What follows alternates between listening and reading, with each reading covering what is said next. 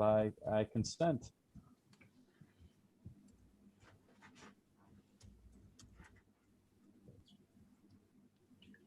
We're just waiting for it to hit. Doing his best Carl impression over here. It has. He's wearing the glasses. All right. In 3, 2, 1.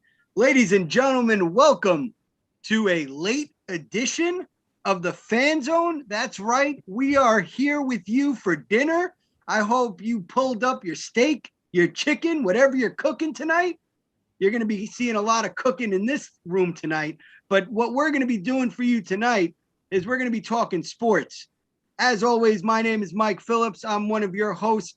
You might be wondering, well, you got two other people with you, but you don't got your main man, Manny. I'm a Raiders fan, leader of the Raiders Nation, Schefter. He'll be on later tonight. He has some family obligations, but as you know, the show always must go on. So with that being said, I called in some heavy hitters. So I'd like to welcome from Smoke and Mirrors, Mr. Declan. How you doing?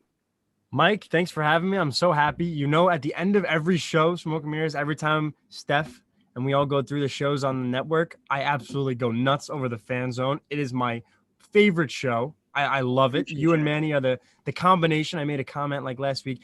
Eminem is the combo that we didn't know we needed, but we needed it. And I'm glad we have it. So thanks for having me. I appreciate that. And listen, it's been fun. It's something that me and Manny just came up with one day talking, and it's gotten us to where we are now. And we're going to keep riding that from the Andrew Vanek show. Now, I've been on the show plenty of times, but he hasn't been on the Fan Zone yet. Today's his debut. Andrew, how you doing? Doing good. And we've taken time away from the Andrew Vantage show to focus on the Brooklyn Bronco beat. Get all Bronco fans and Broncos country on the Broncos exclusive podcast. So I'm gonna have my opposing fans on there soon. I gotta get Manny Schefter on there. He's gonna be my Raiders correspondent. We got a lot of things in the works, but I'm glad I'm submitting my candidacy for Fan Zone's Rookie of the Year. Oh, okay. Well, listen. You got a couple of people in there, so we'll see how it goes after tonight. We'll see if you're welcomed back. But I have to start with, I told everybody I made comments in Smoke and Mirrors yesterday. I made comments on our PSA about our show being later tonight. That I had a message for the Smoke and Mirrors own Greg Polis, and as a man of my word, my message is I am going to eat crow this evening. And I don't do that very often. And I'm going to actually say that Greg is right, which I don't do very often. And what I'm going to say is, Greg, you are right. And you called me out. Matthew Stafford has played pretty damn well. I called him a bum. I didn't say he was a star. I do not think he's still going to make it to the Super Bowl. But what he has shown with some weapons and with an actual offense, he has put up some numbers. So as of week 3, I am going to eat crow. And Greg, you better tape this. You better keep this receipt because it'll be the only time I say you're ever right. But Mr. Polius, I salute you. You got me on this one. Matthew Stafford has been the real deal. And Jared Goff, Jesus. You really are showing that without any weapons, you are a Zach Wilson? All right, that's excessive. Let's end the Jared Goff. That's excessive. That's excessive. Nobody's Zach Wilson. Zach right Wilson's now. Come on. Zach Wilson's still going through the initiation of being an NFL quarterback. Yeah, well, with that being said, he's doing it on a sub NFL level team. Yes. Might I add. So with that being said, we did have some week 3 NFL, and I do want to start with that. I know we have baseball. We're going to talk about the Yankees with their playoff run. Were you about to say the Stankies? I was going to say the Stankies. I still will.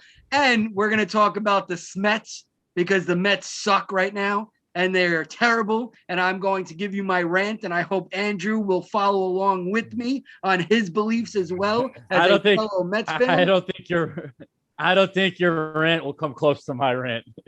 We shall see. We might do a rant off. We don't know. I was just going to say a little rant off here on But with that being said, we had some week 3 football. Deck, what's going on with Danny Dimes? What's going on with Danny Dimes?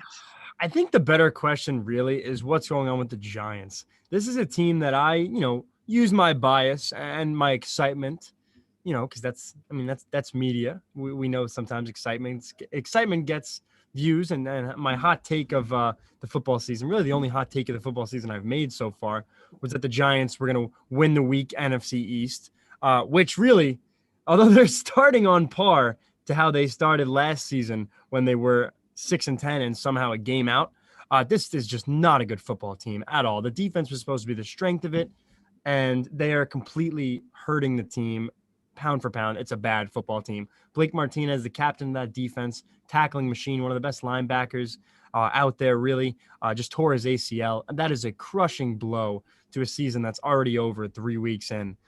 2 weeks ago, they were 0-0, and now they're 0-3.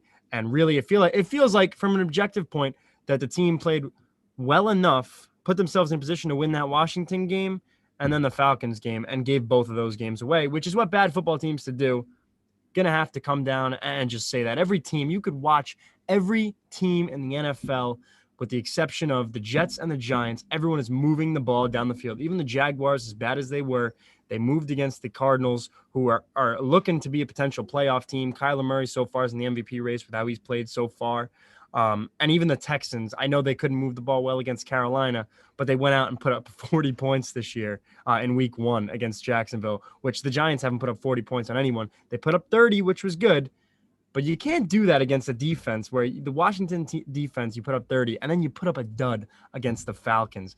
You don't even really show up against the Falcons, which was a little upsetting. But there was a highlight in that game, and it was on the field, but it wasn't during the game. Yeah. And it was during halftime. The only Giants highlights that are in positive light nowadays. And that was Eli's number being retired. No Giant will ever wear number 10 again. How do you feel as a Giants fan? How does that make you feel? That his number was retired. Yeah. Listen, I've said it before. Eli Manning is my favorite football player of all time. Sorry to hear that. I could tell. No, I'm not sorry to hear that. He's a Hall of Fame quarterback. Listen, he is a guy. He slayed a dynasty twice. Thank you, Andrew. He slayed a dynasty twice. Yes. Let me say something, and I promise I won't get emotional about Eli Manning. I could tell you. We love emotions on the show. I know. I could tell you I was the biggest Eli Manning fan as a kid, and I'm still the biggest Eli Manning fan. I'll never love a football player more than Eli Manning. I could tell you what helmet he wore every season that he was in the league, from 2005 to 2011, when he won the Super Bowls, everything. He had like 5-6 helmets. Eli Manning, when I was a kid, so I grew up, from flag and then to tackle, playing quarterback and receiver. And I really loved quarterback, although I was a better receiver. And I would always want to wear 10. I would wear the 2 wristbands for Eli, and I would wear long sleeves when it was warranted and short sleeves when it wasn't. Eli Manning, what he means to the city and what he meant to New York football and New York as a whole, it cannot be understated. And that's why I, amongst Travis and a couple others, put him on my Mount Rushmore of New York athletes. What he really meant. He's the best quarterback in Giants history, right? He's the best quarterback in New York football history. I can't overstate really what he has done for the city.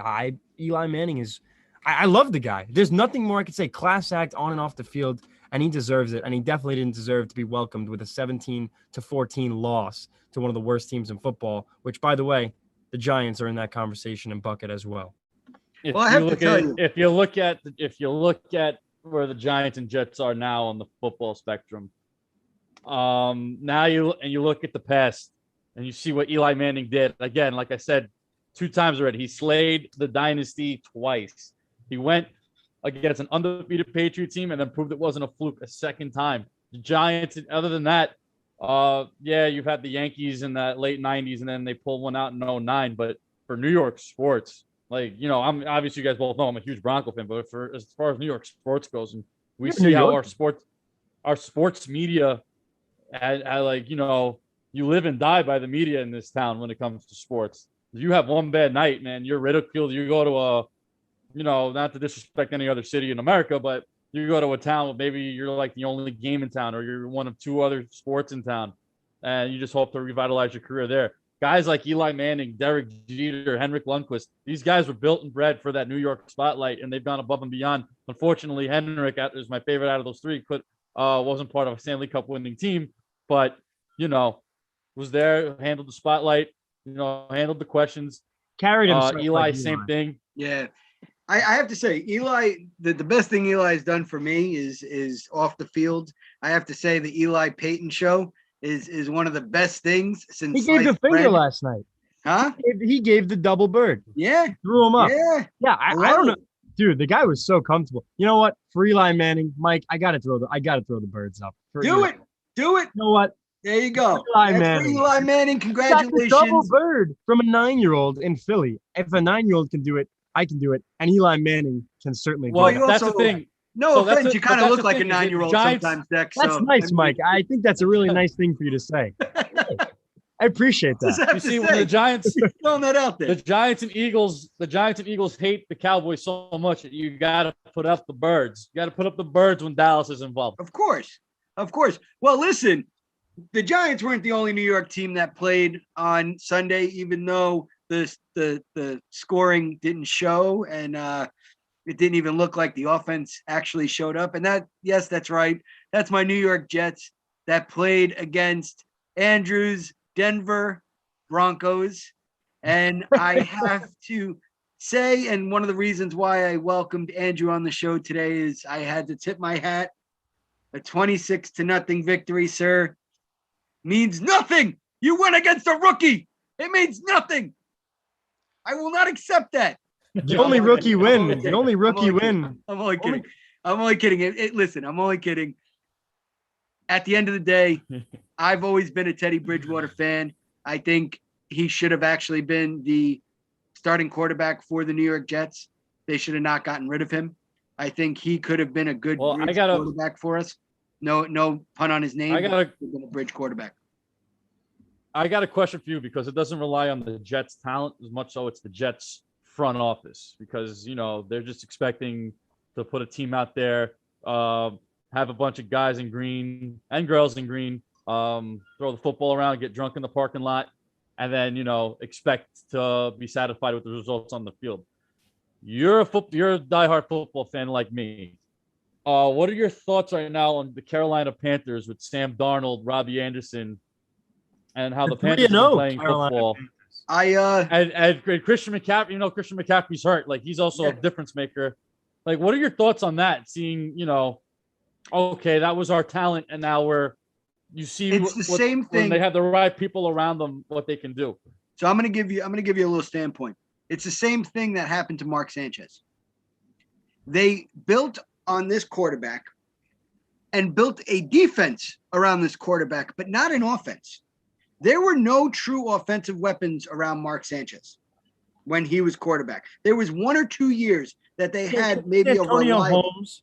Yes, but then you get into Cotchery. Damian Tomlinson, Jericho Cotchery. But that's it. Sean Green. Yeah, but I mean, Sean Green was a household name. Mike. You have a point. You get Sam Darnold, and you have Sam there. The 3 years you do nothing with the offense. What do you do with the offense? You get Le'Veon Bell. Come on, really? Le'Veon Bell's a basket case. Well, really, it's not even as much Bell as it was Gase with that offense. Sam Darnold's with the coach he needs to be. He needed to be with Matt Rule. And that's what pisses me off because I yelled at every Jet fan. No, I yelled at every Jet fan. Like, Adam Gase is your guy. Do you realize that he was our offensive coordinator when Peyton Manning was our quarterback? He doesn't need an offensive coordinator. Right.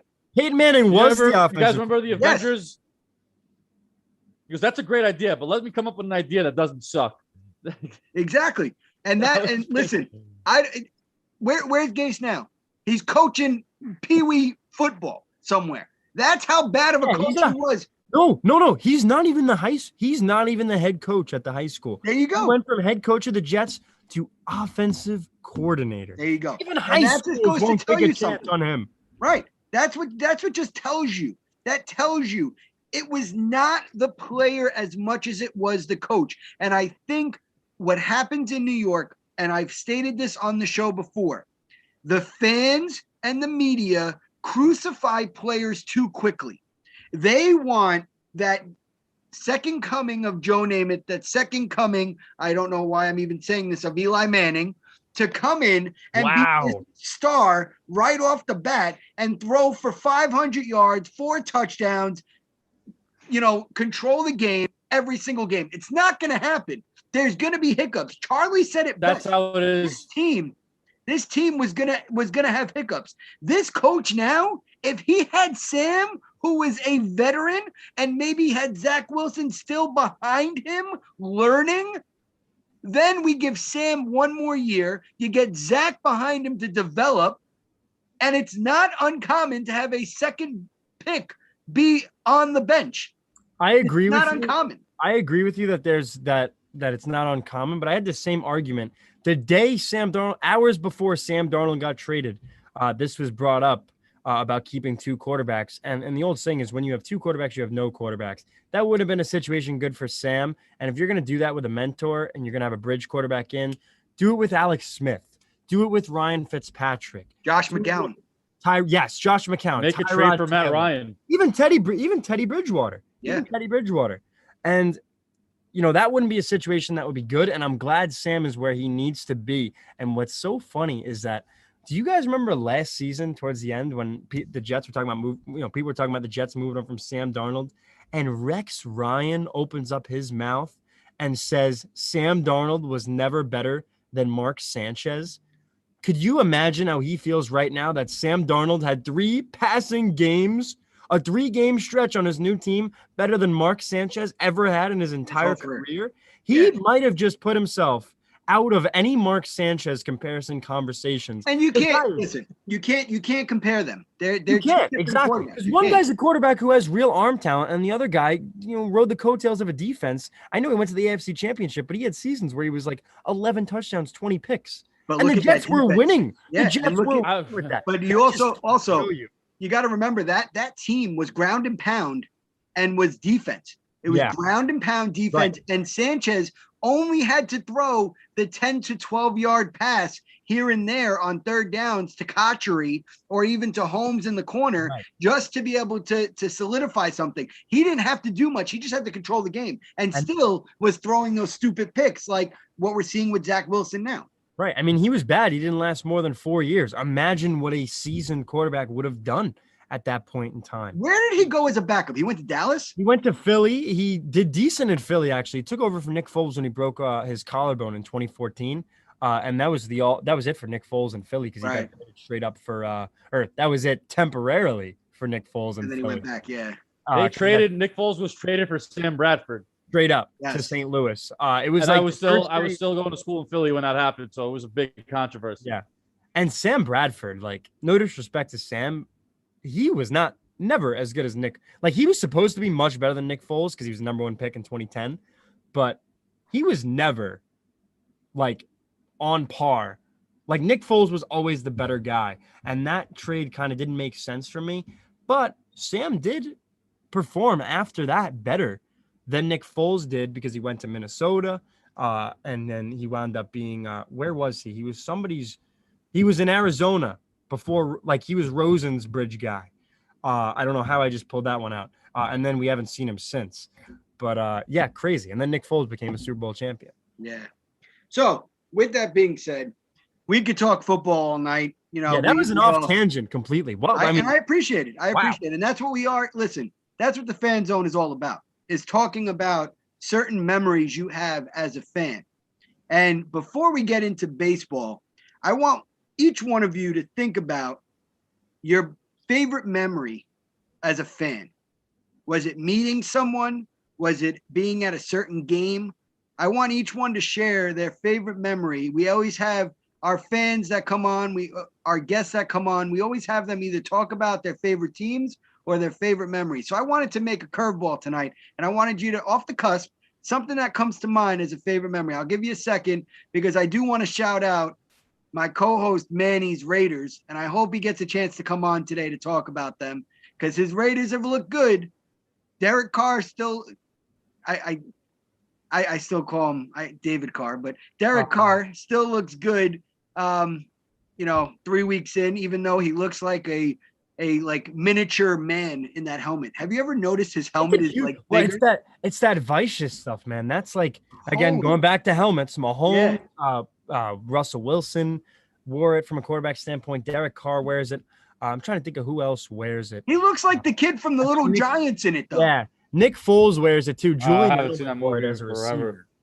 But yeah, some quarterbacks do rock it. The two big helmets that you see them wear, like I said, Mahomes, Russell Wilson, and Carr. But I do have to salute my hat to Manny. Congratulations to your Raiders being 3-0. They still won't make the Super Bowl, but at least they made 3-0.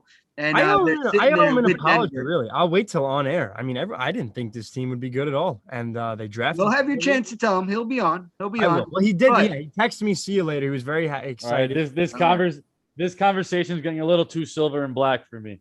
Oh, okay. Well, you're wearing silver and black, Andrew. I mean, you had to know this was a mistake. Well, if you look in Declan's it's gray Ford, and blue. Well, what about the headphones? Listen, if you look behind you, headphones are black. Sport, he has, he has the silver and black going on. I had to do something about the bunk bed springs and the box fan. I didn't want to. It's okay. You make forts still. It's all right. I love forts. You know what? You're not on to a wrong idea. I'll say not that. Bad. Not bad. I'm Declan Krogman, your correspondent from the Middle East. All right. With that being said, we're going off on a tangent. Declan, your favorite memory. Bam, go. What he just said. No. My favorite my favorite sports memory, probably. All right, I'm gonna be generic and then I'll be like not generic. My favorite sports memory is always going to games with my dad. That was my favorite thing to do growing up. Going to, even, believe it or not, Shea Stadium is where I spent a solid, more of a majority of my childhood than I realized. Where your feet stuck to the floor and you knew you were in the upper deck. Yeah, I was too young. All I really remember was David Wright and orange foul poles, and that was my memory from Shea Stadium. But aside from going to games with my father, my most specific sports memory that I loved was I was at the Quest Diagnostic Center at the Giants practice facility, and Rashad Jennings was there. It was some Nickelodeon event on a Saturday. Rashad Jennings was there, Brad Wing, Chris Snee, Richie Soyber, all these not old Giants, some current Giants and some old Giants linemen, and then some old-time Giants. And then, of course, it's 2016. Odell's in the league 2 years. Who shows up in a white T-shirt and a Rugrats backpack? But freaking Odell walks through the gates. At this point, again, I was playing receiver. He was my favorite. I still, to this day, every time I play receiver, I line up and I run routes and I try to mimic him completely. That he was always my favorite receiver. I saw him in person. I got to meet him, talk to him for a couple minutes. I was like, "Yo, dude, I have your jersey and I have a fat head on my wall." And he was super nice, such a nice, down to earth guy. I love talking to him and I miss him as much as I do think the Giants got value back for him. I hope he goes off in Cleveland this year and single-handedly takes them to the playoffs. Odell Beckham Jr. will always be my favorite receiver in the NFL. And that's just that. And then they got to go to the playoffs the next year, and I got to root them on, and that was an excitement, even though the boat trip kind of hindered that. I wish I was there, honestly. The infamous boat trip. That's right. Yes. Andrew, what is your favorite memory? And I appreciate you, Declan, for sharing that. I can't pick one, so I'm going to pick one for each of my four. Okay. So for my Broncos, it would have to be flying out to Denver with my dad, watching the Broncos play the Giants, seeing that Bucky on the scoreboard, feeling the altitude, feeling that cold, crisp fall air, seeing the Rocky Mountains for the first time, and having it in your stomach, like to be hungry to go back. And I think this fall, if it all works out perfectly, I might be able to see the boys play a home game.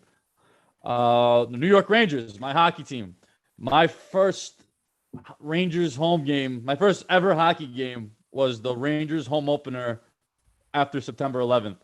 So I was there when Messier and the Rangers and the Sabres were on the ice, and the police department and the fire department, their hockey teams come out. And Messier puts on the firefighter helmet of the fallen fire chief.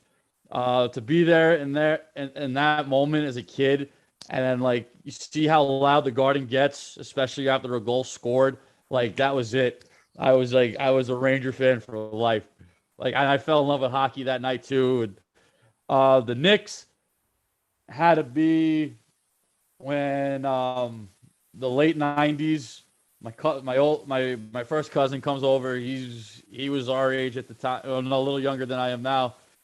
We're watching the Knicks play the Pacers on a screen maybe smaller than my laptop screen. Think '90s, color TV, whatever. We had to smack it to make sure it worked. Yes. Back when you could throw things in your TV. I don't know if it was 98. No, it wasn't. It was either 99 or 2000. I don't remember what year, but that was when I was like, I got into the Knicks, not knowing the decades of despair that would follow. But, after the last season, like, I hope they don't tamper with anything and that, it'll be enjoyable, tolerable, competitive basketball for years to come. The Mets, they put me through so much every year, and I can't wait to get into my rant about them. Oh, it's that next. one. No, I can't. Shea Stadium, City Field. It's every time I've spent out of all the games I go to, I think I've go to Met games the most. It's the summers. It's going out there. It's the smell of the grass. It's having a beer. It's walking around the stadium. It's the people you're with. And as I've gotten older, I've gotten to see other stadiums. Citizens Bank Park's always fun. I love being the bad guy there. Fenway, I was lucky enough to do twice. Looking forward to go back. Wrigley Field, just before the pandemic started. It's Disneyland for baseball fans. Busch Stadium with the arch in the back. You've been to all these Coors places. Field. I have. Yeah, I'm Johnny Cash. I've been everywhere. I'm so jealous. That is one of the main things I really want to do is just tour the country and go to PNC Park in Pittsburgh. Beautiful field. I got to go to Coors Field. You'll be there. I got people who would. I was actually planning on my to be at that Broncos Jets game and get Coors Field out of the way, but I guess I guess for that kind of trip we'll have to wait till next year. I can't go Coors Field in Denver and not do anything Bronco related. You know what I mean? It's like, this is Coors Field. It's a baseball stadium. It's cool. Oh yeah, the purple and black is awesome. But my football team plays over there. Can I do anything related for them? Yeah. Like one of those. And it sucks because no shade to the Rockies, but during football season, they're not necessarily in contention. So it's not like you could see the full environment of Coors Field. It's not like feeling like playoff push baseball. I go to the start of the season. I go to a Bronco bar. I try to every football Sunday, if I'm not like no plans or whatever, to head to the city to see the Broncos play because that's where all the Bronco fans meet. Shout out to Stout down the block from MSG. That's the place to be if you're a Bronco fan. That's actually so cool that like Broncos country in New York just goes. I think if you go to Manhattan, anytime you go to Manhattan to watch a game, almost every single bar, like I have a bar that I used to frequent when I was younger, and it's actually a Chicago bar. So it has all the Chicago teams. It has the Bears, has the Bulls, it has all that stuff. Shout out to Triona's on Third, one of the best places I've ever been to. Third Avenue and where? It's about 17th Street. No, in Manhattan. I'm Manhattan. A Manhattan oh yeah, I know. I'm born and raised in Manhattan. Third Avenue and 17th Street. Yeah, 17th and 3rd. Well, I mean, I know exactly where he's talking about. Oh, what's the name of that bar? Because Triona's. It's Triona's. They have a big Bears flag outside. They have like a bear thing outside, right? Yeah, I know the owners and everything. That's right by my house. I'm in. I know the owners of Windy City. Yeah, there you go. That's the Brooklyn Chicago bar. That's unbelievable. I mean, that's like right by me, right where that was on my walk to high school. Yeah. That's crazy. Yeah, next time I'm in the city. But anyway, you definitely got to try it out, and the food is. But great. anyway, but anyway, to your point where the Rockies aren't relevant, you talk to people from, because you get a couple of people who are transplants from Denver. So I always talk to them about other sports or whatever. And be careful when you say things like that because they take Rocktober. Yeah. If there's Rocktober. Rocktober was a mood. I jumped on Rocktober after they swept the Phillies after the collapse of 07. I said, "Oh, thank you for taking care of these guys. I'm on the Rocktober bandwagon, aka the baseball Broncos." Yeah. All I right. thought of one. So, yeah, Declan, I know you have one more, and then we got to jump into some more things. So quickly, Declan, what's your last one? My last memory, I did think of it because I was a child actor, as a kid, and I was at Ed Sullivan Theater, the Monday before the Super Bowl, with Dave assumed I was going on David Letterman. That's what I was told because they don't tell you much. So we're sitting there for hours, just me and my dad in the green room talking to some guy, guys around. Some guy, I don't know if you've ever heard of Todd the Intern. He's a Cleveland sports fan. Letterman used to send him out kind of like Guillermo from Jimmy Kimmel. So talking to those guys, hanging out, my first time I'm ever there. And they call me to the roof, which is a 10-year-old kid. What does this mean? So I'm going with my dad. That doesn't sound safe, but okay. Yes, right. So Letterman's from Indianapolis. And they said to me, "Declan, there's a football player up there." And I was like, whoa, like, what does that mean? Everything runs through your head at that point. I'm like, is Eli Manning up there? That's my first thought. And I said, wow, who is it? Now I'm like, super excited, love football even at that point as a kid. And they say, yeah, Andrew Luck's up there. And I was like, whoa. And this was right after his rookie year. Everyone hyped him up to be the next Peyton Manning. And I go up there. And as a kid, I was more excited to meet Andrew Luck than I was David Letterman, which, doesn't make sense because Letterman's a legend. And obviously Andrew Luck was a very good quarterback. But at that point, so I got to throw the football around with them and film a Super Bowl commercial the Monday before the Super Bowl on the roof of the Ed Sullivan Theater. And that is definitely one of my favorite sports memories. Talking to those guys, two of the nicest guys, like they're completely so nice to me as a kid. Throwing the ball around with them. And Andrew Luck is in my top 3. He's my number 2 behind Eli Manning, and my number 3 in front of Peyton Manning. So I'm happy. Speaking of number 2s, straight from the Coliseum, my man, my co-host, the man I can't do it without, Mr. Manny Schefter, has entered the building. And you entered at the right time, Manny, because we're actually going to talk about the Stankies and their playoff push, as Declan. Put some respect on my team's name. Put respect on my team's name. No matter how much I ridicule. Wait a second. Is the fan zone the place where Manny? Wait a second. Don't start flexing your muscles now when you were talking about them not making the playoffs. Can I finish first off, I joined in here because I had some stuff I had to say, get off my chest. Now, first off, you're not going to interrupt me when I'm talking. You're going to pay respect to the Yankees because I'm still a Yankee fan no matter what. No matter how much they piss me off and everything like that. All right? Are you trying to tell me it's your show? That's the first thing. Are you trying to tell me it's your show? Well, I'm half of the show, right? But I bring the heat. What's up? Yeah, I'm a third of my show, and apparently that's a problem. I mean, it's our show. Oh, Dag, we're gonna talk to you. We're gonna talk to you soon, Dag, about yes.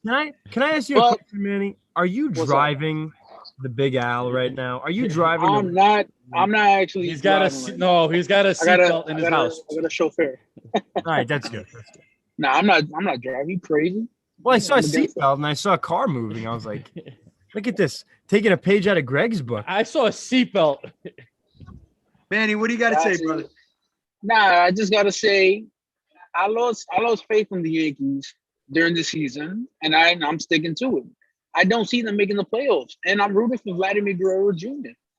You can hate me all you want. I'm going to root for the Dominican always because that's the motherland right there. That's the GOAT. That's the young GOAT because I called it for years, even before he started. So that's one.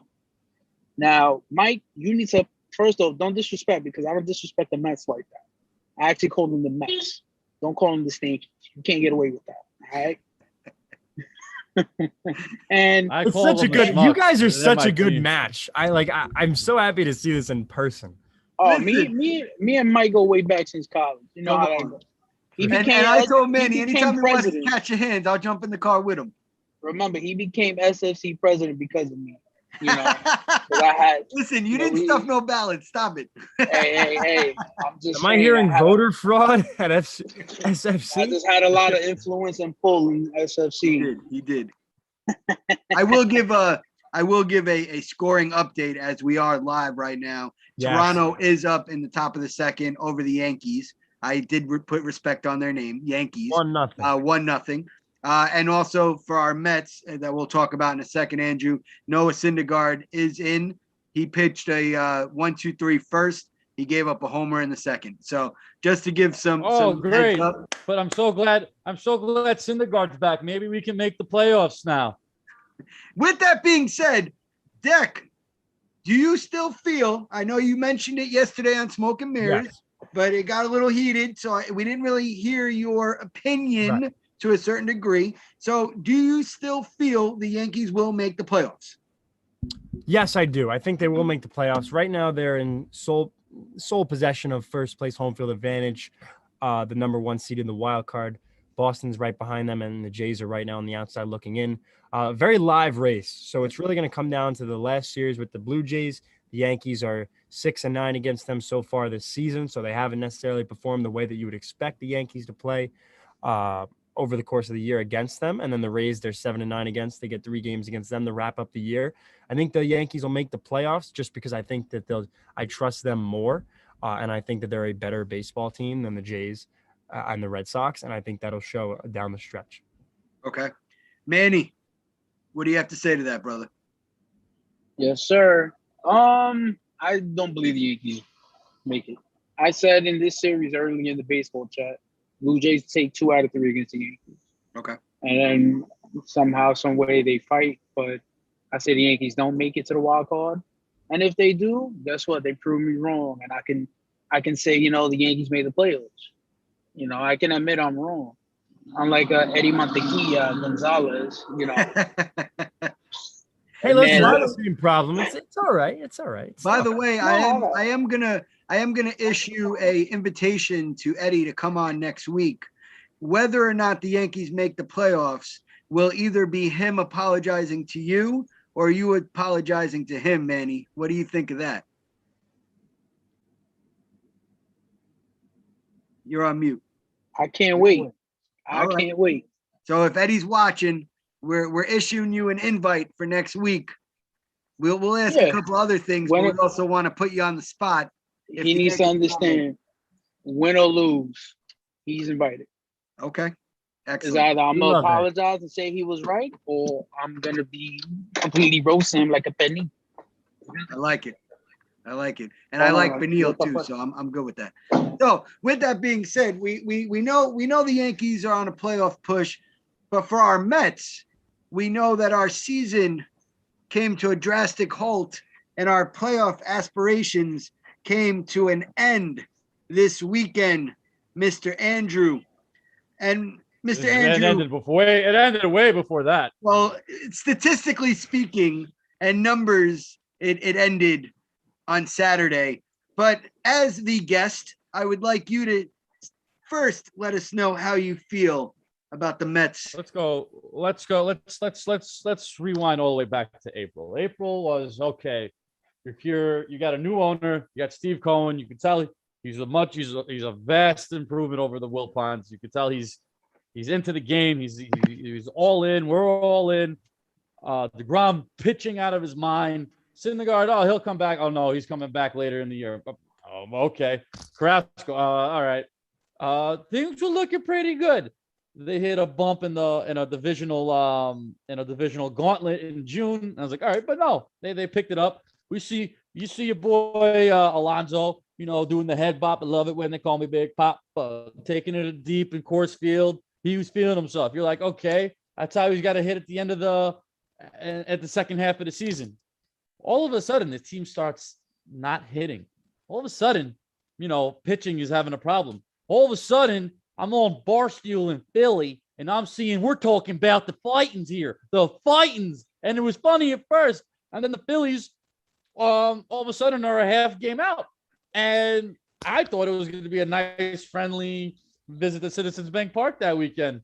Nothing to like, just a nice little NL East divisional game. I had a front row seat to watch the Phillies go up a game and a half and see the Philly faithful. Majority of them were cool, and then the ones that make the news, I came in contact with. Just a quick go Birds, and they were all happy. They were ready to buy me beers because I said go Eagles for their sake. Are you admitting all that of a the sudden, Mets pulled the Mets move like they do every year? Well, no, there's the Mets moves when the team is bad, and I know they're bad. It's like, okay, there's nothing really they could do. All the bloopers that come with the Mets. I had to throw that in there, since Mike likes to bring up the Yankees. But you know what, Manny? I'll give you that one. But you know what? Despite the terrible play, and I'm in Greece when they play the Giants and the Dodgers, and I looked online when I had Wi-Fi, and I'm like, they went 2-13 in that stretch. Like, you really couldn't pull out. You couldn't split it. You couldn't have. They went 2-13. That's when I was like, oh my God. And you know what's crazy is this whole between when I got back from Greece to now, they were between 7 games out and 5 games. I think Steve Cohen heard what he was saying and stopped him. He muted his mic. I don't believe it. He pulled the internet off on him. Yeah.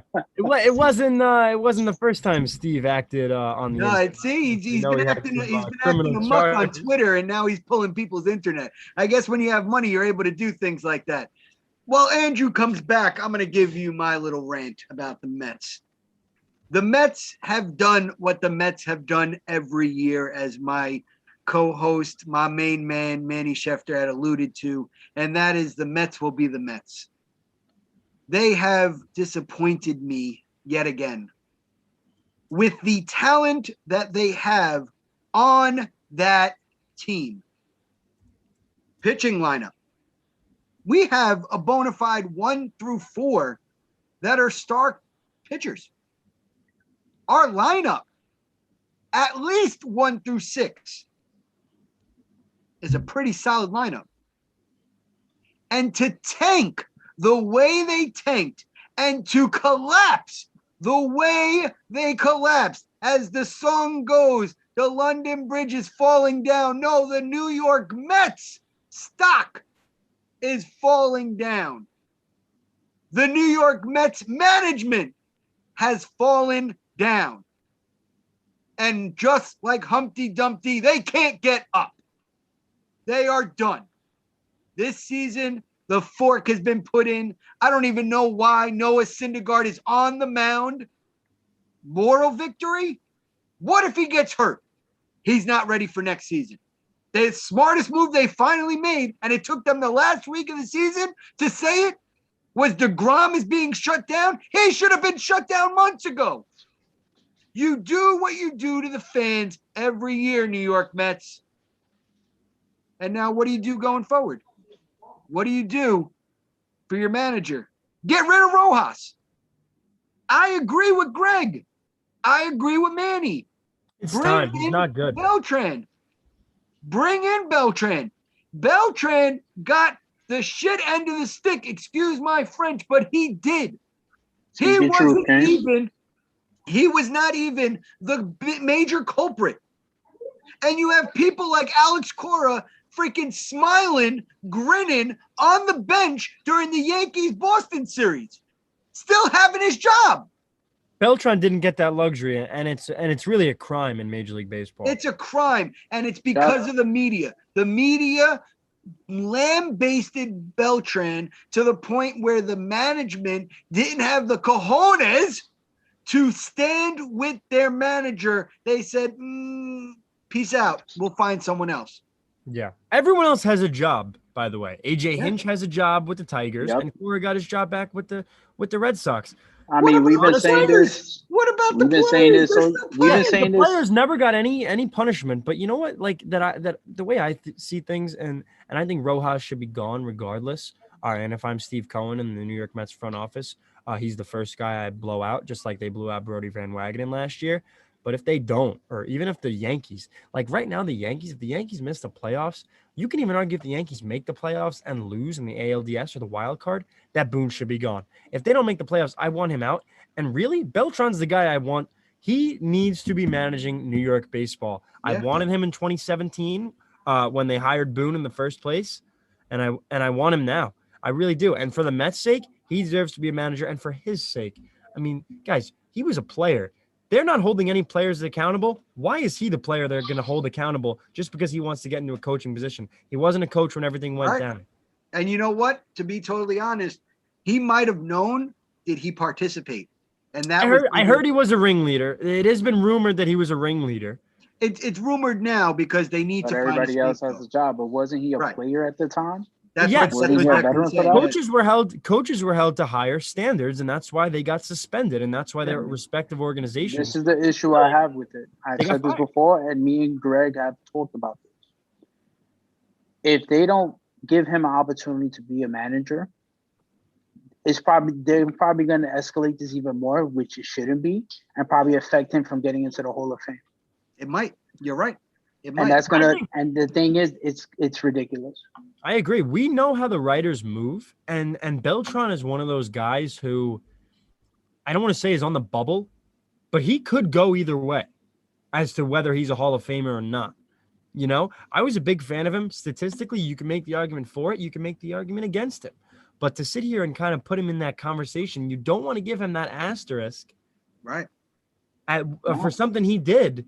He never took steroids. Nope. Beltran was a well-respected guy in the New York media and in baseball alone. No one ever said a bad word about Carlos Beltran except for him not swinging, which has nothing to do with the numbers he put. And the thing, Thanks. and I the still thing have is, nightmares about that deck. Thanks. Hey, but Met fans have forgiven him about that. I still have nightmares about it. I forgive him. I mean, we could continue bringing it up. That and the Luis Castillo drop off. Oh, come on. I had to. My bad. I had to get funny, a little I like you know, I mean, look how Red Mike is getting, man. Come on. He looks That's my upset. job. That means my job is complete. Listen, Manny, I missed you, brother. I missed you. It's been a long week. I needed you here, brother. I appreciate that. Now, You guys bring up a good point. You're talking about players. You're talking about their Hall of Fame careers. You're talking about whether or not they get into the Hall of Fame. And that kind of gets me to somewhat of a debate that I've been thinking about over the last couple of days. I reached out to Manny and we were talking about this. Over the weekend, Brian Kelly and the Notre Dame Irish won very handily. They won against Wisconsin, and Brian Kelly became the most winningest coach in Notre Dame history with 106 wins. But when the media asked him, what does it mean to be the winningest coach in Notre Dame history? His answer was, I'll be the coach that won the most games but no championships. And it got me to thinking, is championships truly what cements greatness? Or is there still an element of greatness even for players that have never won a championship? So with that being said, I wanted to see if from your teams that you root for or just in your history as sports fans, can you think of players that you put in that greatness category, but maybe the media, maybe their leagues have not put into the Hall of Fame or have not given them their credit because they were never on a championship team? So, Deck, I'm going to start with you. I mean, there's plenty of players that you can mention like that. Like one of the main ones you could say is Charles Barkley. Charles Barkley was one of the main players. He's one of the greatest power forwards of all time. One of the greatest, not the greatest. Calm down, just in case anybody tries to misquote him. Oh, they're going to come after he's you. Oh yeah, exactly. I don't care. But same thing for Karl Malone. Karl Malone literally is second all time in points. I think LeBron already just passed him. But again, this man was consistent all season, all year, his entire career, and never won a championship. Obviously, he went down against one of the GOATs. So you really think he was going to win that? No. Even with Stockton on his team. Again, there's plenty of players you can say. I mean, we can go endless. We could be on for hours just talking about all the names of players. But obviously, it's becoming to the point where players feel like, based on what the fans are doing, and saying like, oh, he's not great because he don't have a chip. Like people would say like, oh, Melo's not a great player because he doesn't have a chip. Obviously, a lot of us love Melo, regardless what team he played for. I thought he was great for the Knicks. Yep. You know, obviously some people are biased or whatever, and they hate him. Yeah, I'm a Nets fan, but I rooted for Melo. I always liked Melo, even during that whole draft between him and LeBron and them. I always cheered for Melo, regardless where he went. But this year I'm not. So, you know, Brooklyn all day. Just got to throw it out there. But even if Melo somehow doesn't win a chip he still has a Hall of Fame type of career. You know, I mean, I don't have the numbers in front of me, but you can say he's one of the players that he's been. I mean, everybody thought about it a couple years ago. Everybody had him out. Nobody gave him a shot until the Portland Trail Blazers was like, hey, come play with us for the rest of the season in the bubble. And what happened? He started doing the same thing Melo always does, but he did it coming off the bench. He got screwed over in Houston, and then now he's a Laker. Thunder, too. So, yeah, he was with the Thunder. He did pretty well. I mean, Paul George had a MVP-esque kind of year. I think he was in top 5 voting or top 3. I'm not sure. Andres could probably quote me on that. But to your point, Mike, I would say, like, it's hard to say. It's really hard. Like, I would say Jason Kidd, but I think he won a ring finally. Obviously, he didn't win with my team, which I would have loved. But even if he didn't win in Dallas or with the Lakers, his second ring, but as a coach, I'll still say he's one of the greatest point guards of all time. And that's just me being biased at the end of the day. So do you think so just to jump in there for a second, you know, in this debate of what greatness is solidified by, do you think it's the fans or the media that are the ones that label a certain athlete great depending upon the gold around them or depending upon the rings on their fingers? It's both. Okay. Why? And the thing is, because we moved the goalpost for certain players. We moved the goalposts for certain players, and it has been seen in the hit list streaks. It has, plus we always argue about it. Like, we always come at Carl talking about Paul Pierce is a bum. He got lucky, but hey, the man won a ring. At the end of the day, he won a chip with Kevin Garnett, with Ray Allen, right? Kevin Garnett would have never won a chip if he didn't go to the Celtics that year and win it. Obviously, if he, again, there's ifs, Carl. There's ifs. Yeah. There's ifs on both sides because, you know, if it doesn't come in, then they probably don't win. And there was, you know, guys, people don't just win on their own all the time. Right. You know? And we saw it once in 2016 with LeBron, and that team wasn't bad around them either.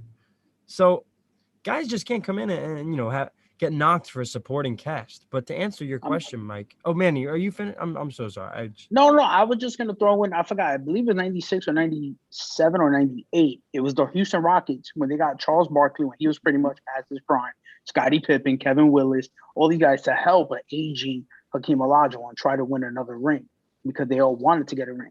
What would have happened if the Rockets did win a ring with that team? They would have been called right? cases. And they would have been considered. Not only that, then will we consider Charles Barkley as the top 3 power forward of all time? Right. If he had that one ring? Hey, it's possible. Barkley's a poster child for that. He really is. But I think are we doing just basketball or are we any sport. All right, well, I'll say this. So not to city, I think it really does depend. Football chips are more, you know, quarterbacks in football and basketball players, I feel like, are the two things that really mean a lot for rings. But to give a football player that, you know, is Dan Marino is one of the greatest quarterbacks of all time. And the knock on him is he went to the Super Bowl's rookie year, lost to Joe Montana and never went back. I mean, that's a guy and again, these are ifs, but to measure rings and, you know, potential greatness, this is my thought process is that this is a guy who is more talented than Brady, you know, more talented than a lot of guys that were on the field. Like Peyton Manning is the best Sunday one quarterback, in my opinion, best regular season quarterback of all time. Joe Montana's up there.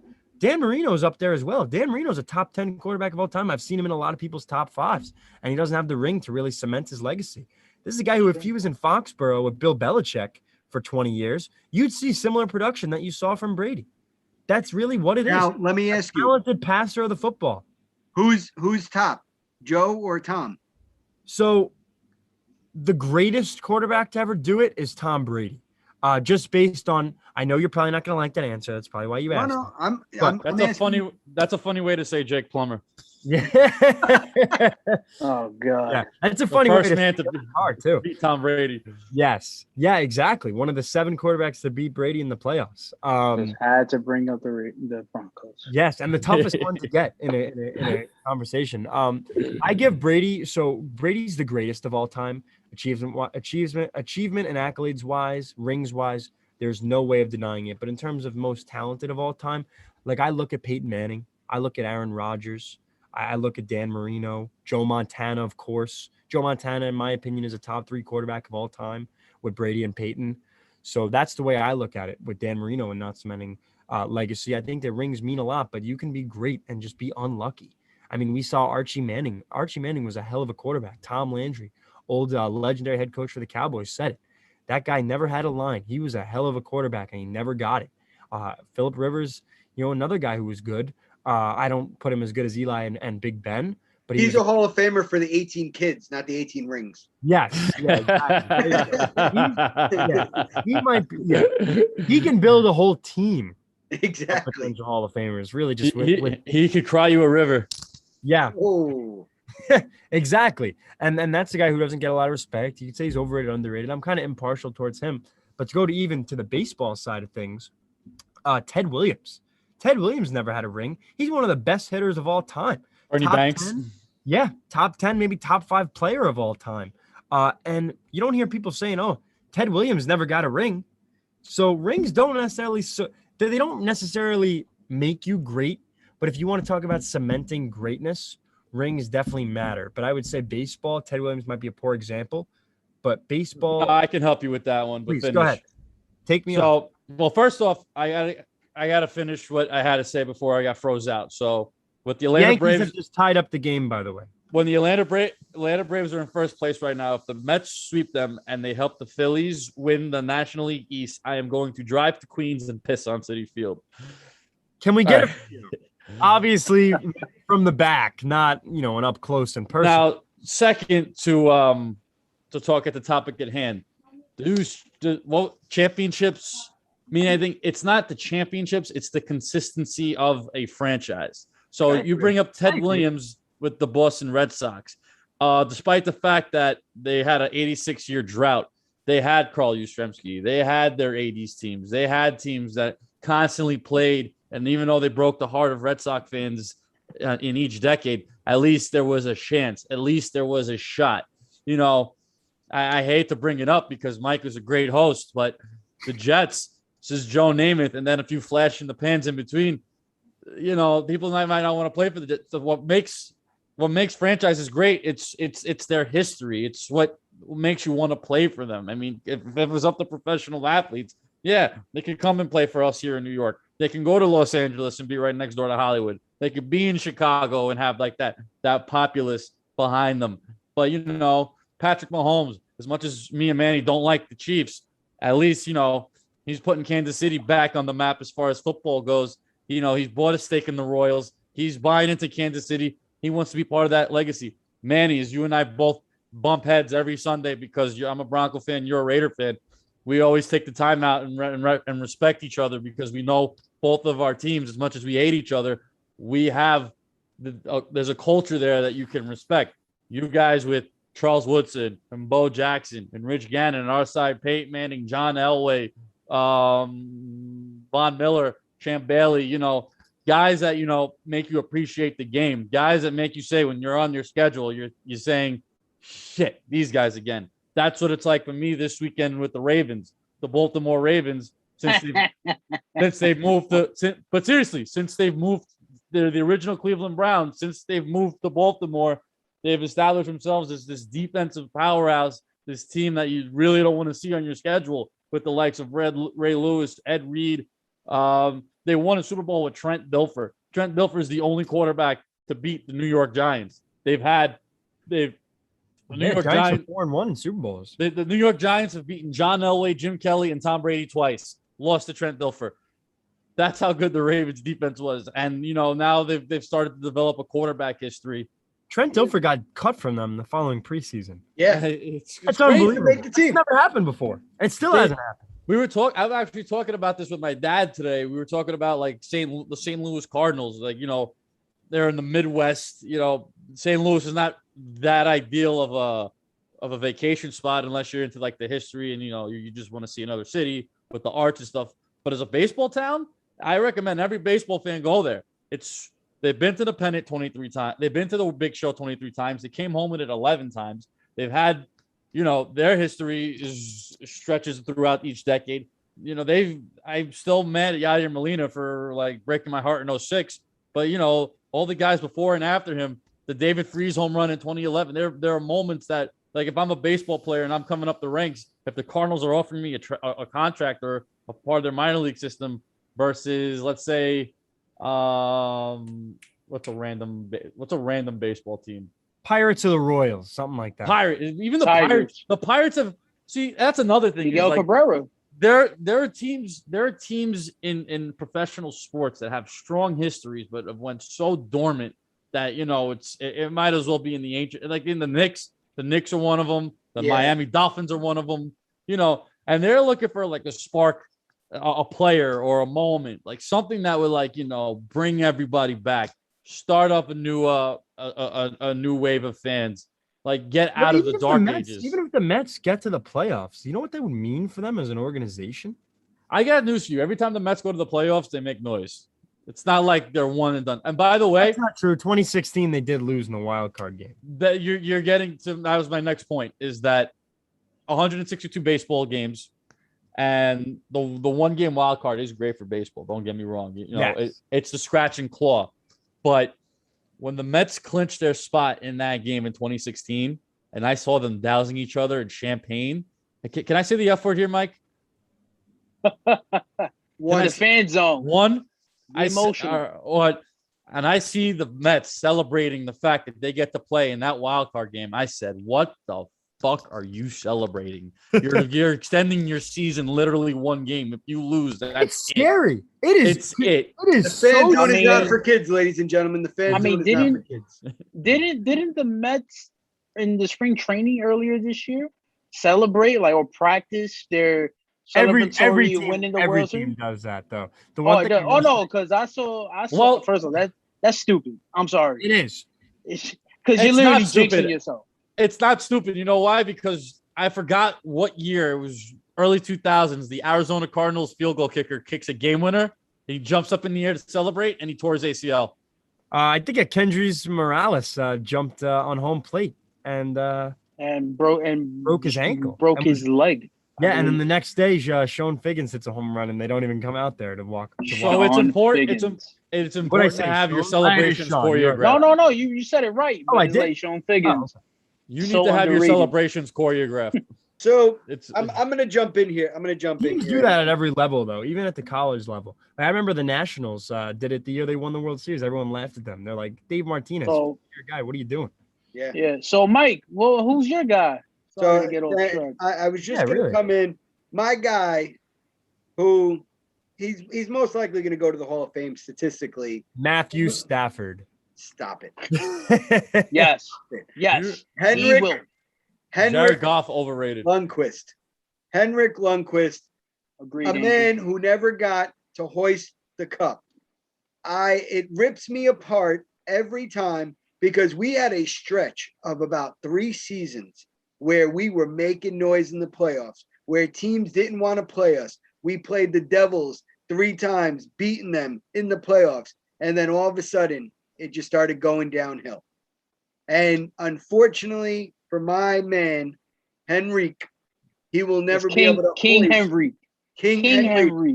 His number will be retired at the Garden in the rafters this January 28th, 2022. And you can be there for $450. Is that how much it's going for? It's going. I mean, we could just link up and go to a bar and watch it. Honestly, I was going to try to go, but I'm not spending my weekly wages on that. Well, I might be going to the home opener. I'm like 90% sure. I was supposed to go tonight, but the fan zone is more important. So no preseason. Preseason hockey. We don't do preseason here, bro. Preseason hockey. No, you know what? I before I finish my point, I gotta say preseason for me I love. And the reason why is because I get to see a lot of these young kids that might come up later on. I actually have more fun going to Hartford Wolfpack games sometimes because there's I've never done that. there's a grittiness to it because they have something to prove. Just like with minor league baseball, when you go to see the Brooklyn Cyclones, all of these young players, these young teams, there's grit to it because they got something to prove. I love seeing that. I'm a man of passion, as you can see from my rants every week. I have passion and I want to see passion. Just because you got the talent, don't be cocky, right? Don't be cocky and think because you made a team, you could just go and skate and figure skate during preseason because you can get hurt. You're going to end up being on the fourth line, or you're going to end up having fans booing you every single game. But going back to my original point about King Henrique, that to me, I look statistically at greatness, not at championships.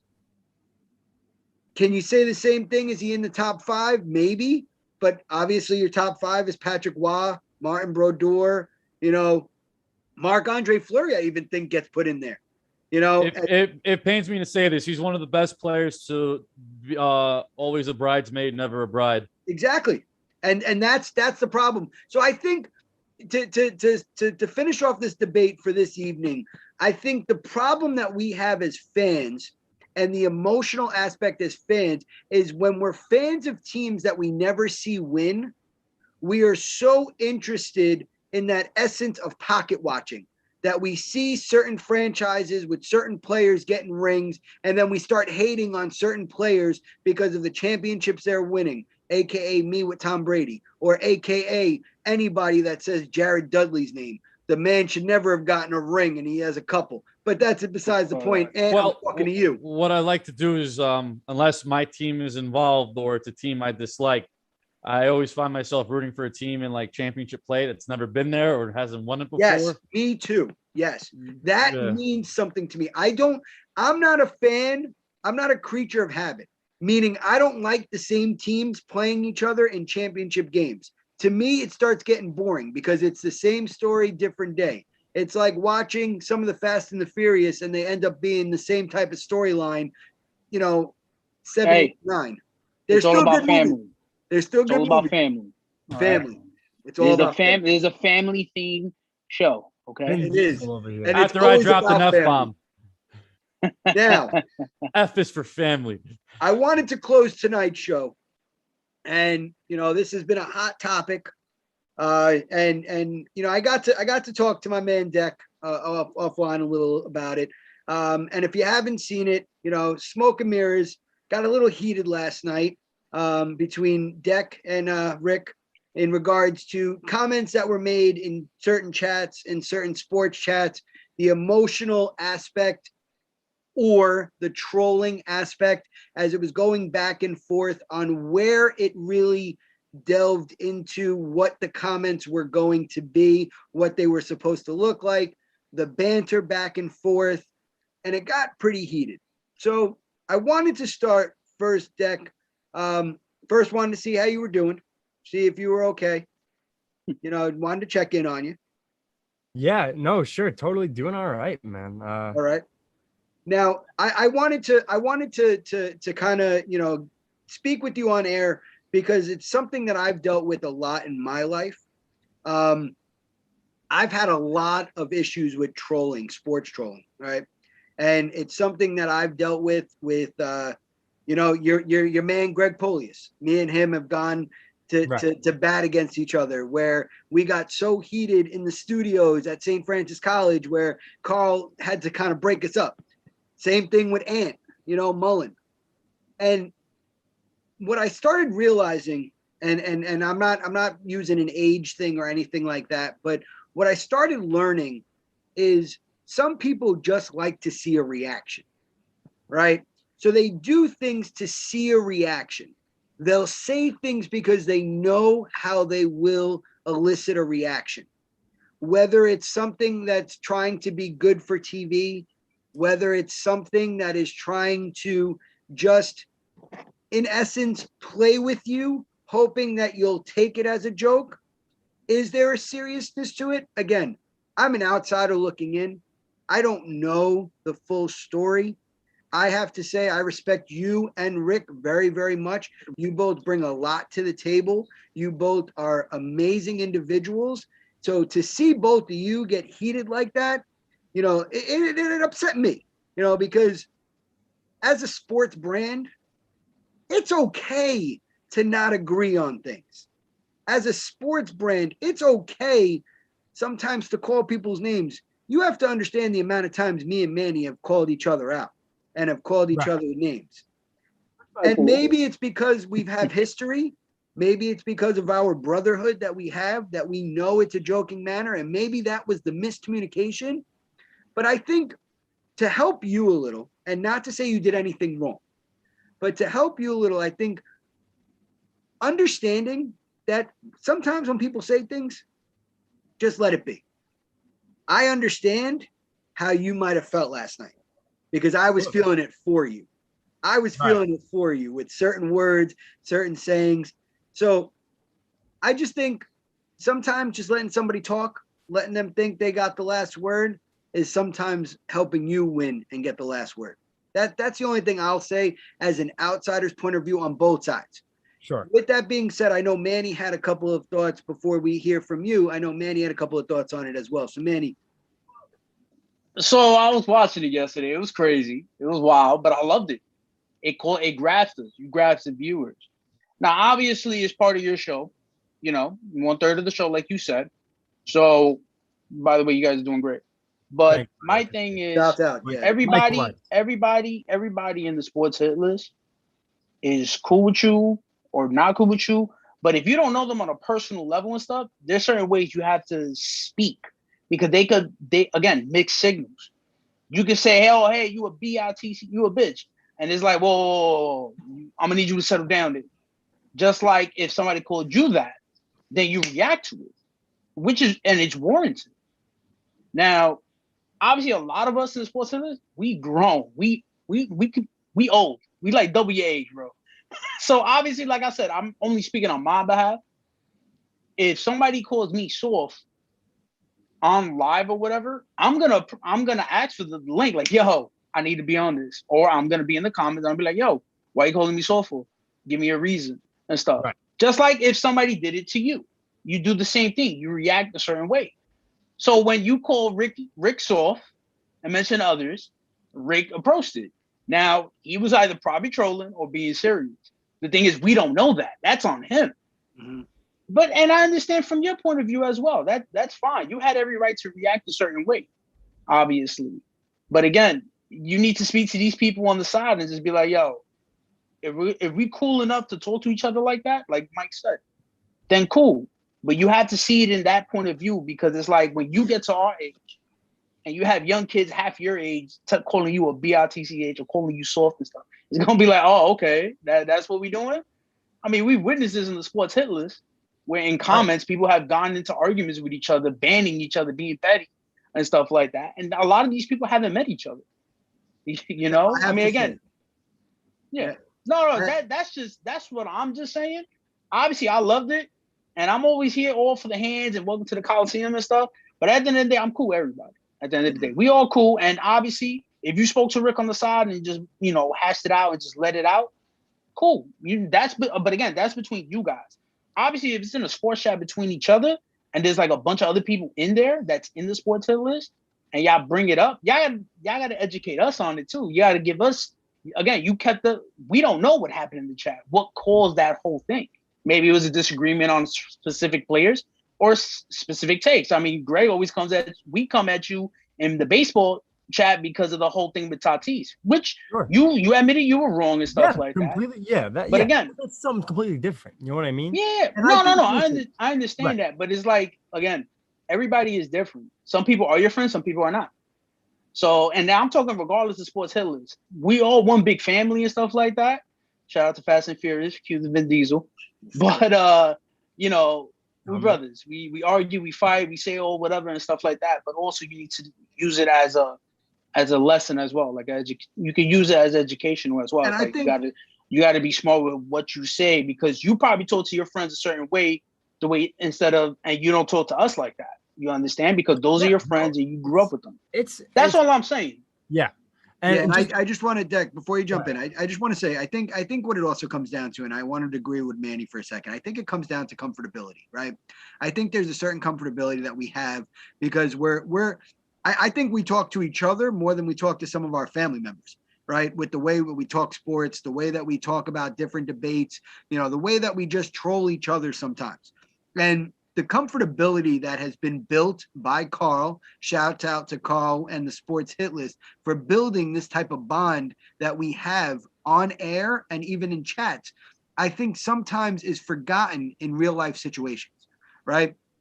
I had a major issue with Brandon Falco a couple of months ago, however long ago it was. I don't even remember at this time. It was during the pandemic where it turned political, and it was a political battle that wasn't even sports related. And it turned into so much more, and it turned from friendly banter to he really could have seen me outside and we could have handled it. Right. But since then, I've forgotten about it because of the fact that some people are just going to have differing opinions, and some people are just never going to agree with you. Manny's never going to agree with me that the Jets might be a good organization. He just won't. And that's okay. Yeah. Because I know in 3 years his Nets will be at the bottom. It's all right. Settle down there. No. Getting that chip. I already hit up Kyrie. He getting the vax. Don't worry. You better be. Listen. So Deck, we wanted to welcome you on because we didn't feel that you were given your opportunity to be able to speak. We are going to also invite Rick next week to be able to just give his opinion as well. Just to end it, because we give fairness on all. So we wanted to have you just be able to speak your mind. We're not gonna say anything. Nobody else is showing up. It's you. We're giving you the platform. We want you to be able to speak just on how you're feeling, as PG as possible. Even though Andrew cursed. No, I got you. Don't worry about that. We spoke. I asked permission. Yes, I know. So Deck, we give you the floor, brother. So yeah, and I appreciate you guys. Us talking candidly about this. Similar to the Howard Stern show interviewing. But I definitely have some things to say, about everything. And I'll start with some of the stuff that Manny said, about, the way you talk to people, who you know and who you don't know. Listen, he called me the B word, all these stuffs in chats and, obviously on the air yesterday. So I think that's definitely a conversation for him. Given he is grown, you guys mentioned the age thing. There's obviously always going to be an age, I don't want to say there's a difference. I don't want to say it's going to be a disconnect, a generational gap, but there's going to be things that, age-wise don't necessarily match up to what I am as a 19-year-old kid or what Rick is as a 40-year-old man. So stuff like that is completely different. But, what happened yesterday should not have been on the air. Mm-hmm. And you mentioned Carl's brand, and it's a brand that Carl built, and it got pissed on yesterday. It really did. Sincerely got pissed on. I know everyone's like, oh, it's good TV, good stuff, whatever, exciting. That stuff's not bringing in any more ratings than what we have. Who was listening to that show is going to listen on Friday and listen before. That's not taking advantage of viewership. That's just knowing that the Hit List community sticks by its shows. Perfect example, the Fan Zone. We're on the Fan Zone today talking about what happened on Smoke and Mirrors yesterday, about what could happen on the football show next week if Rick and I are on camera. So that's where it all comes together. I thought there was a level of unprofessionalism. We were here to talk about sports. You mentioned the whole Falco political stuff about how you had a sports debate that turned political and all that stuff. And really, what did Rick come onto the show yesterday to talk about sports for? Absolutely nothing. He was not on the agenda. He shouldn't have been let in. And it was a stupid conversation that shouldn't have been on the air. What happens in the chats and what happens on the show are two completely different things. Listen, Carl worked his ass off to put the Hit List where it is today. Greg, Steph, and I worked our asses off to put Smoke and Mirrors where it is today. And the level of unprofessionalism that was brought to that show, the show is not a joke. Yesterday, what happened on that show was a joke. I said it was an SHIT show yesterday, and it was. It was an absolute joke. It shouldn't have been on the air, and it's a bad look for us. It really is. It had nothing to do with sports. The second he said the B word, he should have been gone. And bad on me. I know I went back at him, and I didn't back down. And Anthony Mullen commented today, oh, Declan was here for all the smoke. But it should have been shut down early. I should have, flat out asked, hey, do you have anything sports related to talk about? No, he didn't. Good day. There was no reason for him to be on here slurring words, saying stuff like that, and just on a Monday night going off and doing all that. He wasn't part of the agenda, and he had nothing to bring to the show besides drama that had nothing to do with anything. Guys, do any of you guys do this as a joke? I don't think any of us do. We care about the brand and we care about the sports hit list as a whole. And to come on yesterday and to, disrespect the brand and to do all that stuff, what stays in the chat, what happens in the chat stays in the chat. As the public, I don't think you guys, deserve, and you're not the public, but I know you said that you don't know the full story. The full story is not for the public eye. What happens behind the scenes at WFAN doesn't necessarily have to boil over into the media. And to have something like that, which, by the way, an argument that started months ago that had nothing to do with sports, similar to the Falco political conversation that you guys had, wound up on the air. And guys, this is a sports hit list. We're here to talk about Monday Night Football, the football from the day before, and the baseball from the weekend. He shouldn't have been in. The second he threw out the word, I'm not going to say it. The second he said the B word on the air in a derogatory way directed at me, like, as a man, you want to explode when you hear that word. And especially when I don't know him, I've had no interactions with him in person, nothing other than over Zoom or on even text or a group chat. That just doesn't fly. And it definitely doesn't fly when you're taking something seriously on a show. And there's a brand that we've all tried to chip in and do our best to help Carl and Ant and Greg and all the executive producers build. And it got defecated on yesterday. And for me, like, that's not good TV in my opinion. And that's not how you want to run what we consider not an amateur network, what we really want to take and add a level of professionalism to it. And it was non-existent yesterday. And really, I'm disgusted with how it all went down. Well, so I do want to jump in. I appreciate presenting your feelings. Like I said, me and Manny are two men of fairness. We are going to give Rick the opportunity to speak, as well, because there is two sides to every story. Right. You provided your side. I do know. And my thing is that this is not a story that should be in public. It was no. And listen, that's like the way I see it. Right. And he probably won't. We're talking about what happened yesterday. Right. What happened yesterday. Right? And we're gonna invite Rick. Manny, you're good with that. We're gonna invite Rick on. We're gonna give him the opportunity, the platform to be able to speak as well.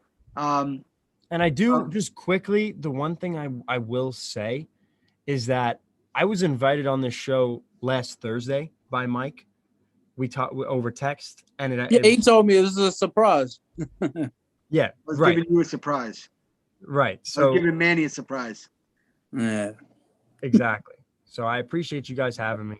No, I appreciate you. Speaking how you felt. It's okay. That again, not everybody gonna agree with you. Just like a lot of people don't agree with me. And I mean, look at Travis. Me and Travis go at each other all the time. We have mutual respect, and stuff like that. But again, you have to be careful with what you say certain things because obviously other people can feel some type of way.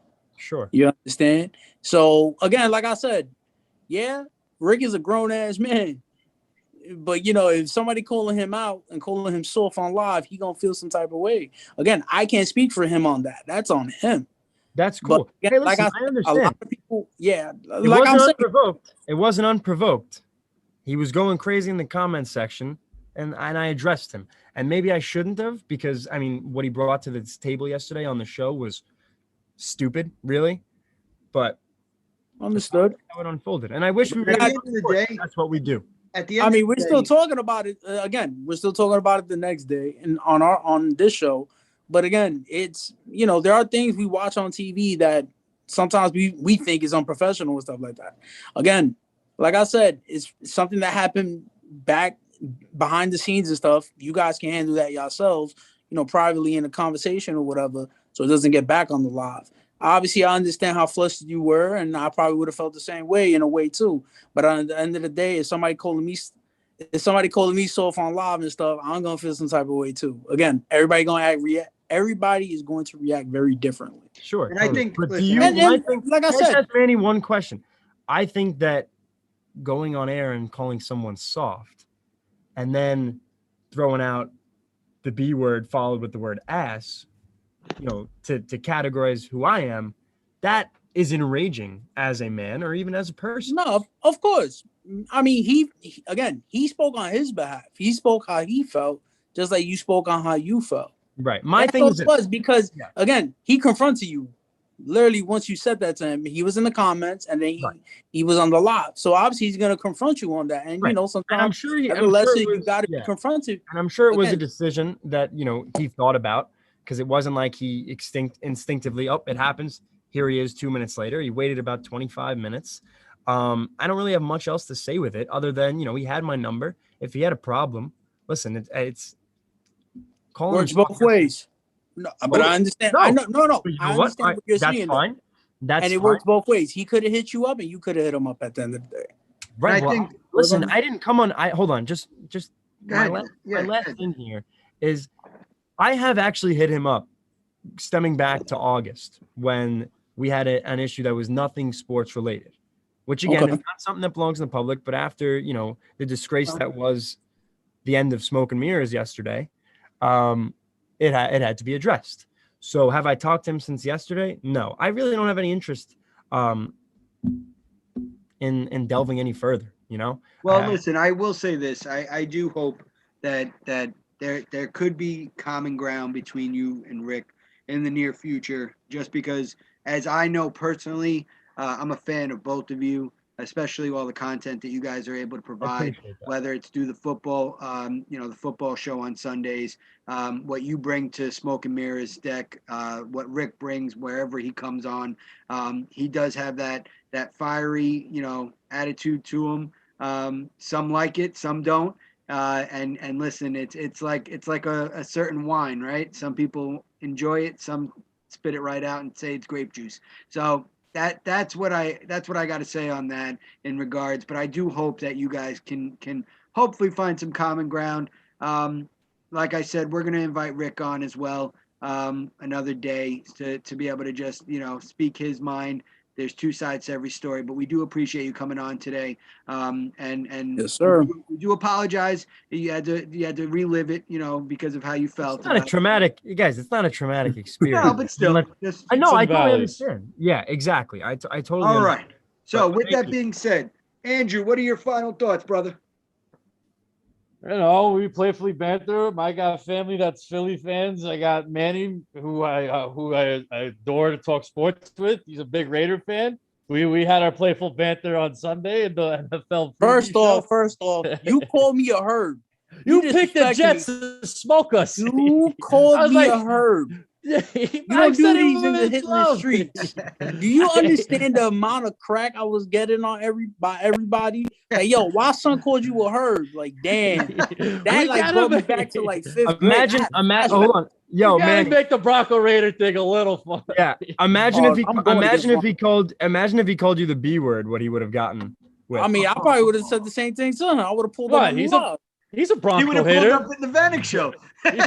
He's a Bronco hater. Of course, he's the B word. I mean, he's a Bronco hater. Andrew has invited me to come hang out at a bar to watch the Raiders and Broncos. The thing is, knowing him, he's probably going to find a Bronco bar to go watch it at. And I'm probably going to have to get the hands to a lot of people. I'll say this. So I was gonna text you. I was gonna text this to you privately as going into a Bronco Raider game. But since we're on live and we got the hit list, we got the streets tuning into the screens. I am most likely working the first Bronco Raider game. That I can't change. However, winning team, if the Raiders win, you and I will do the second game at a Raider bar. The Broncos win, you come to the Bronco bar for the second game. How's that I'll sound? tell you this right now. I'm not going to do that to you at a Raider ball. Raider fan, trust me. I'll go. I will go. I will go blue and orange if they don't I show went up to that a first Raider game. bar 2 years ago when the Raiders were playing. I believe it was the Chiefs, and we lost. We got smoked, but these guys wanted to fight each other, and I'm just like, damn, I'm in the Coliseum already. Like, I already felt like I was in the black hole. These I guys can tell scrapping you right now, I'm yeah, over you here don't want to go drinking in the a beer. black hole. For your safety, Andrew, I'm not gonna allow you to come in there unless You're not have gonna Raiders take that. uniform. Do I have to cost you a title match at WrestleMania for you to accept First that? off, I'm trying to save your life. I don't want you getting stabbed with a spike on a It's a helmet. cage all right, match. man? Yeah, he's Hey, gonna get stabbed in a shootout. Yo, I got you at a Bronco bar as long as you got me at a Raider bar. I mean, if I had to go to a I'll invite another if I had Raider to go fan in a to that. Bronco bar, I don't mind doing that, but I'm bringing protection. That Winner good man. host. It's a Thoughts, fair. brother. Gear, all that stuff. It's over. Because Then it's like- we've been looking forward to a Broncos Raiders meetup for the last year and a half. Like we had it set. We should have a sports hit list. We should have a sports hit list gathering for football Sunday. We should. Definitely. Where it's it's like juicy 1 o'clock games, 4 o'clock games. Maybe even the 8 o'clock game, depending upon who can. That depends, but that depends on Yeah, traffic. we have and where people live. responsibilities, Mike. You have a kid. We have kids. Oh, Yeah, Mike. do I? It's a school night. It's a school night. It's a school night, Okay, sir. You want to talk about the fan zone? Look at what the emotions is doing to him. He forgot about his children. He was Look at talking that. I think they're sleeping. I don't know. We'll check. Oh, Mike, man. is That could- Mike, you gonna bring your kids to the Raider bar? Definitely not. No, Why would it? definitely not. Oh, okay. You're gonna First talk of all, why about would children. you bring kids to that? So, Oh, yeah. what are your Follow final thoughts, brother? What are your final thoughts, Deck? On Anything on tonight, sports in general? What are your final thoughts?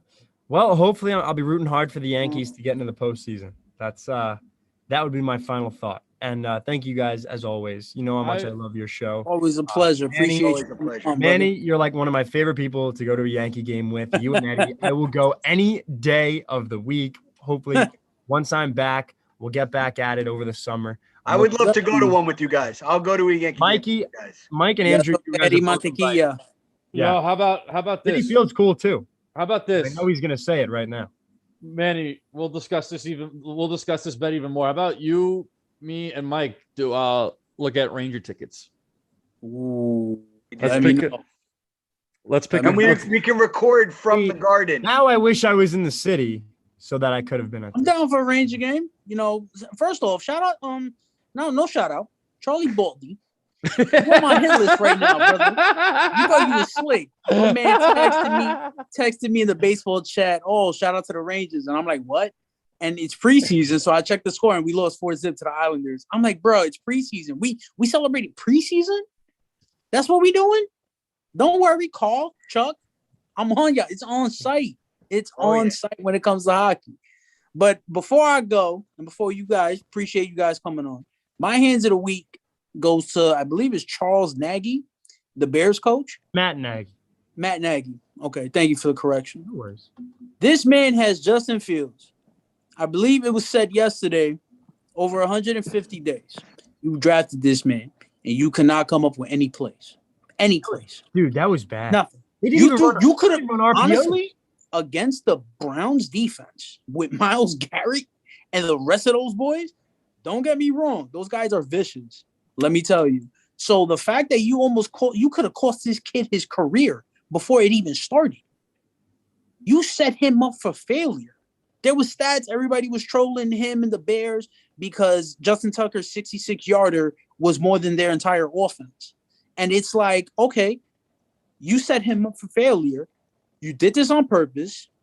And I better see something next week because shout out to John Harbaugh, I believe, on the Ravens. That's the kind of coach you want on your team, especially when you have a mobile quarterback. Because what he has done week in and week out so far this season, he has put his trust in Lamar Jackson.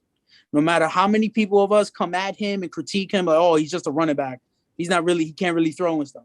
I mean, shout out to Hollywood Brown. Greg got smoked in fantasy football because of Hollywood Brown 2 drop touchdown passes. So 3 drop passes that game too. Really horrible. horrible. But Lamar Jackson did what he could, did what he had to, and they got the win. You know, in the box score, I know that, technically the Ravens should have lost based on officiating with the delay of game. But in the box score, you look at it and you're like, oh, Lamar had, 2 touchdowns, 2 picks. The game was not on him. If it was the Lamar show and Hollywood Brown made some catches, I know it's a big if, but the way Lamar played yesterday. Don't worry, Deck. There's ifs in sports. Okay, all right, fine. You're right. There is.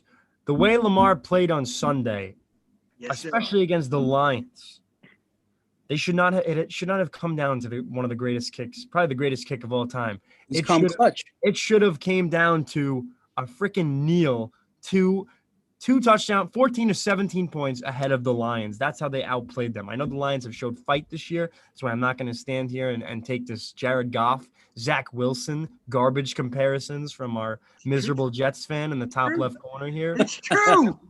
It's true. It's Jared not. Goff has been terrible. No, And my hands of the week. He's Who does he overrated. have, Jared though? Goff is overrated. I'm gonna. The- all right, Shout out listen, to Matt Stafford. I think Matt Stafford is much better than Jared Goff, and I think this what the Lions are doing. You and who put they, if you would have put Matt Stafford on that team that went to the Super Bowl against the Patriots, I believe, with the Rams, yes. they would have won that chip. I'm sorry. Matt Stafford is Fair literally proving everybody wrong and proving what happens when you give a quarterback who has a suffered team. for a decade. Exactly. A team. Did you hear Well, that's my the thing Not with a apology? one player. How That's does God. how does a franchise like the Detroit Lions have the likes of Barry Sanders and Calvin Johnson and Matthew Stafford, and you can't even get one single playoff win? I mean, I think the Barry Sanders Lions, made it to the NFC Championship. Yeah, But that's it. but they didn't get a ring, Like, and they did all Harry- those They, things Harry- dirty. they didn't get a ring. Literally no ring. They give you rings for winning the NFC. No ring. Yeah, they did. They did those two big superstars really dirty, and they're continuing to do them dirty. And just like how John Mara got booed, the owner Ford of the Lions got booed when they did a whole induction ceremony for Calvin Johnson after they treated him like garbage for the past 5 years. They still have to pay him. Yeah, That's he right. still haven't been paid, That's and they want him to work for it. The guy did enough. He had Shout to out. work on a miserable. So, franchise for with years. that being said, I'm going to give you Shout my out to the hands of Cleveland week. Browns for waking up and finally putting something together. Yes. Yes. So with that being said, I'm going to give my hands of the week. My hands of the week go to the 49ers for giving 37 seconds to Aaron Rodgers to be able to go downfield and win that game. And on that note, I'd like to He's a thank bad man. he is a very bad man. He has always been a bad man in my eyes. And with that being said, I would like to thank our sports hit list contributors. Declan, you can catch him on Smoke and Mirrors Mondays and Fridays, 7 p.m. on Mondays. Yeah, 7 to 8 on Mondays and 4 to 5 on Fridays. And then you can catch our other sports hit list contributor, Andrew Vanich, on the Vanich Show and the Brooklyn Broncos beat. Andrew Vanich will come back with baseball previews, and the Brooklyn Bronco Beat drops a new episode tomorrow as we preview the Baltimore Ravens visit to Denver. Lamar You guys played Jackson 0-9 teams. versus the Broncos. Make All right, sure but you, we handled them like they're 0-9 teams. so And we make played sure the three top teams. That's all Oh, you I'm could've- saying, man. Right. We had I a don't know, harder man. schedule than Oh, y'all. Steelers have dropped the Steelers already are dropping games to the likes of Cincinnati, bro. Don't come at me with this. I Here should we never go. put Broncos You fans played the and Raiders Giants. fans next to each And other. the You Dolphins. played the Dolphins. Giants. It's ridiculous. Dolphins. And then you played the Dolphins. And Jets. we handled them. And you played the Jets. And we handled them.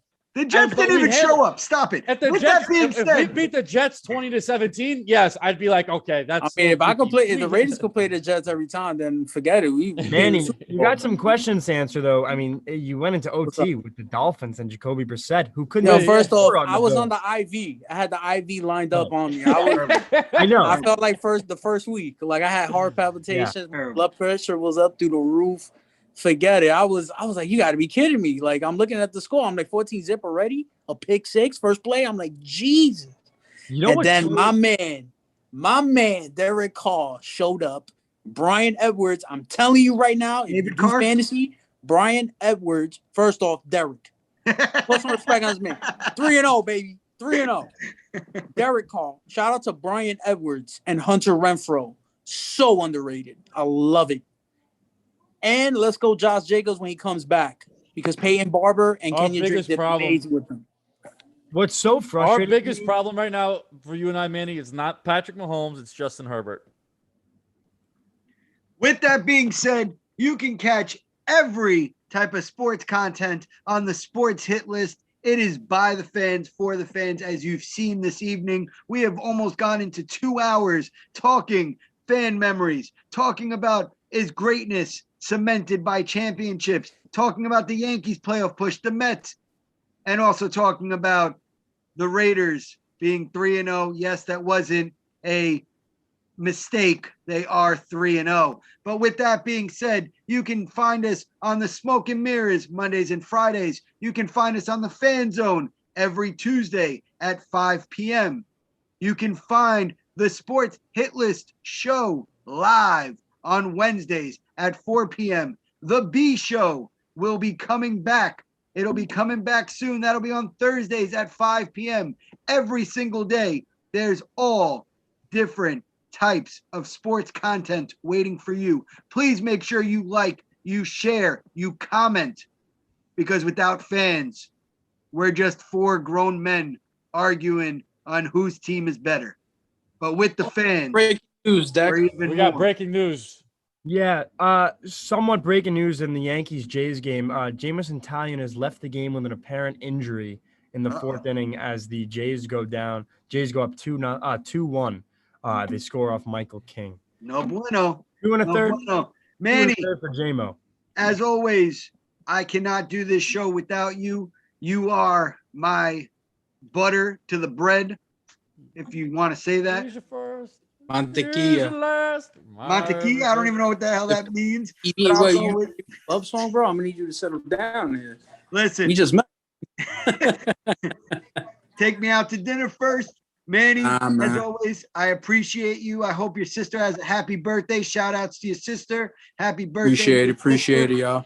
And Thank y'all as for holding the always, fort while I was gone for a bit. I'm always here for you, brother. As always, we're the Fan Zone, and we'll see you next week. Salud.